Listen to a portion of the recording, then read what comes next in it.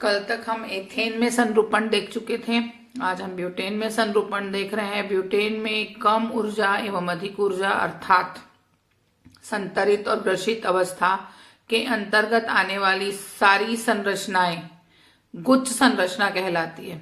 मतलब कम ऊर्जा और अधिक ऊर्जा के बीच में जितनी भी व्यवस्थाएं आएंगी वहां पे स्क्यू फॉर्म बोला गया था एथेन में, यहाँ पे गुच्छ फॉर्म बोला जाएगा क्योंकि गुच्छ नामक वैज्ञानिक ने इसे बताया। चूंकि एथेन और ब्यूटेन, एथेन में क्या बोल रहे हैं अपन, स्क्यू फॉर्म बोल रहे हैं, ब्यूटेन में क्या बोलेंगे, गुच्छ फॉर्म बोलेंगे। कौन सी व्यवस्थाओं को?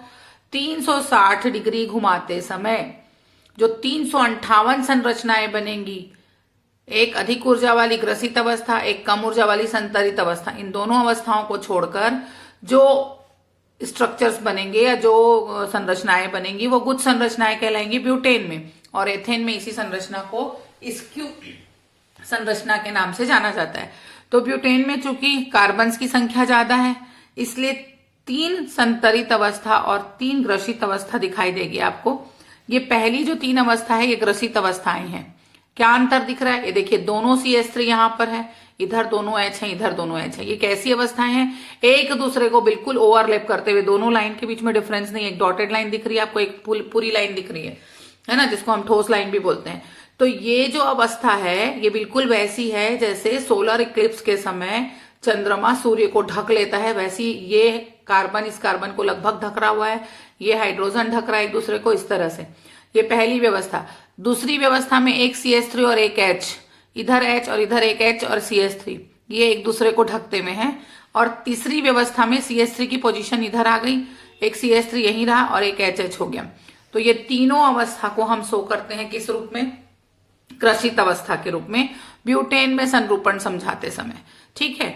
उसी की जब संतरित अवस्था में आते हैं, ब्यूटेन के संरूपण की जब संतरित अवस्था को देखते हैं तब क्या चेंज हो रहा है? देखिए तब ज्यादा कुछ चेंज नहीं दिखेगा आपको, बस जो चीजें एक दूसरे को ओवरलैप कर रही थी इस बार वो चीजें एक दूसरे से अधिकतम दूरी पर है।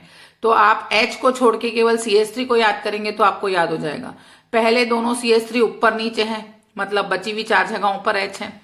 दूसरे दोनों CH3 में एक CH3 लेफ्ट साइड जा रहा है, टॉप पे जो रहेगा वो हर बार रहेगा। टॉप पे एक CH3 आपको हर बार लगाना है। पहले में वो नीचे था, दूसरे में लेफ्ट में आया और तीसरे में राइट में चला गया। आप ये याद रखेंगे तो संरचना अपने आप याद हो जाएगी।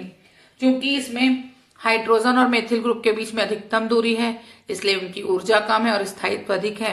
ऐसी अवस्था को हम संतरित अवस्था के नाम से जानते हैं। तो ब्यूटेन में जब आप संरूपण बनाएंगे ये 6 डायग्राम बनाएंगे, जो थ्योरी मैंने बताई वो लिखेंगे और अभी इस चित्र को बोलते समय जितनी भी थ्योरीज मैंने बोली हैं वो सारा कुछ आपको लिखना है। क्लियर? अभी तक हम सीधी श्रृंखलाओं में संरूपण देख रहे थे। संरूपण मैंने आपको बोला था सीधी एल्केन वाली श्रृंखलाओं में भी मिलेगा और चक्री श्रृंखला में भी मिलेगा। चक्री श्रृंखला में इसलिए मिलेगा कि चक्री श्रृंखला में भी कार्बन कार्बन के बीच एकल बंध रहता है, चाहे आप साइक्लोप्रोपेन, ब्यूटेन, पेंटेन, हेक्सेन ले लीजिए। लेकिन प्रॉब्लम क्या हो रही है कि एकल बंध तो है पर बंध कोण जो 109-128 डिग्री का होना है वो नहीं है। तो सबसे पहला साइक्लोप्रोपेन होता है किसका? साइक्लो एल्केन का पहला सदस्य साइक्लोप्रोपेन होता है, जहां पर चेक किया गया कि एकल बंध के कारण यहाँ घूर्णन हो रहा है तो यहाँ संरूपण की संभावना है या नहीं, मगर इसका बंध कोण 60 डिग्री आ गया। इस 60 डिग्री के कारण ये जो है आपके 109-28 की शर्त को पूरी नहीं करेंगे। इनके वलय में तनाव रहेगा जिससे टूटने का डर रहेगा। अतः यह संरूपण में मुक्त घूर्णन के कारण जो बात होगी वो संभव नहीं है। उसके बाद साइक्लोब्यूटेन को ट्राई किया गया, वहां पर भी सेम समस्या आई क्योंकि बंध कोण 90 डिग्री था। साइक्लोपेंटेन जो लगभग इक्वल बंध कोण में पहुंच गया, जिसका बंध कोण 108 डिग्री है, मगर चतुष्फल की व्यवस्था नहीं होने के कारण वलय में तनाव होगा। अतः मुक्त घूर्णन, जहां जहां वलय में तनाव होगा वहां वहां मुक्त घूर्णन संभव नहीं है। साइक्लोप्रोपेन में बंध कोण 60 डिग्री का है, एकल बंध होते हुए भी वहां पर क्या नहीं हो पाएगा, मुक्त घूर्णन नहीं हो पाएगा। साइक्लोब्यूटेन में 90 डिग्री है, वहां भी मुक्त घूर्णन नहीं होगा। साइक्लोपेंटेन में 108 डिग्री है, वहां भी मुक्त घूर्णन नहीं होगा, क्योंकि कोई भी कार्बन चतुष्फलकी संरचना के नियम का पालन नहीं कर पा रहे हैं। फिर आगे बात आई साइक्लोहेक्सेन की। तो साइक्लोहेक्सेन में पाया गया कि एकल बंध होने के साथ साथ इनका बंध कोण 109 मिनट अर्थात चतुष्फल की संरचना वाली शर्त को पूरा कर रहा है, इसलिए इसमें मुक्त घूर्णन होगा और इसमें संरूपण संभव है। तो साइक्लोहेक्सेन में 2 प्रकार के संरूपण पाए जाते हैं। एक फॉर्म को चेयर फॉर्म कहते हैं, बिल्कुल चेयर के जैसी संरचना बनती है उसमें। पहले इसकी थ्योरी देख लीजिए, फिर मैं चित्र दिखाती हूँ आपको। यह साइक्लोहेक्सेन का स्थायी संरूपण होता है। चेयर फॉर्म जो होता है साइक्लोहेक्सेन का स्थायी संरूपण होता है, क्योंकि कार्बन कार्बन का बंध कोण चतुष्फल की होगा। प्रत्येक CH बंध अपने पास वाले CH बंध के साथ संतरित अवस्था में अर्थात अधिकतम दूरी पर कम ऊर्जा के साथ रहेगा, जिससे इनका स्थायित्व अधिक होगा। साइक्लोहेक्सेन में C के बीच का बंध कोण 109 डिग्री है, संरचना चतुष्फल की है। CH बंध एक दूसरे से अधिकतम दूरी पर संतरित अवस्था में है, ऊर्जा कम है।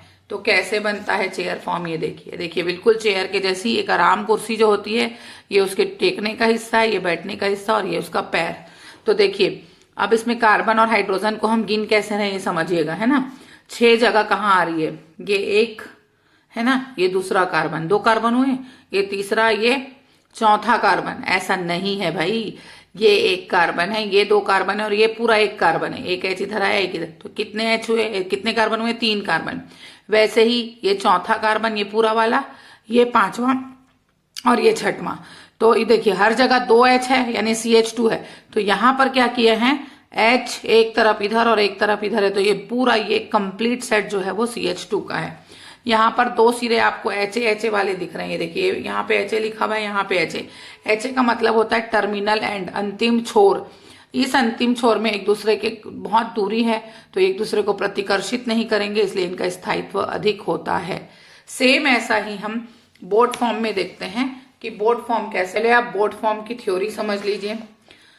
इसमें भी कार्बन कार्बन की चतुष्फल की संरचना है, ये ग्रसित अवस्था में रहेंगे क्योंकि CH के बीच की बंध दूरी बहुत कम है। इनकी ऊर्जा 44 किलो जूल होती है, जो कि एक प्रभावकारी ऊर्जा बैरियर मानी जा सकती है। तो ये एक दूसरे में इतना ज्यादा परिवर्तित नहीं होंगे।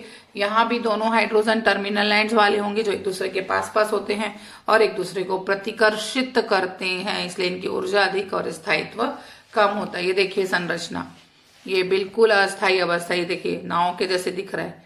ये एक हिस्सा, ये नाव का बीच का हिस्सा और ये 2 नाव के छोर। ठीक है, फिर से वही बात, ये एक कार्बन, दूसरा कार्बन, तीसरा पूरा, ये चौथा पूरा, 5वां और ये 6वां कार्बन। और यहाँ HA जो है वो पास पास आ गए हैं, इसलिए इनका स्थायित्व जो है वो क्या हो गया है भाई, कम हो गया है और ऊर्जा अधिक हो गई है। ठीक है, तो ये संरूपण आपका खत्म होता है, फिर हम कल आगे चलेंगे।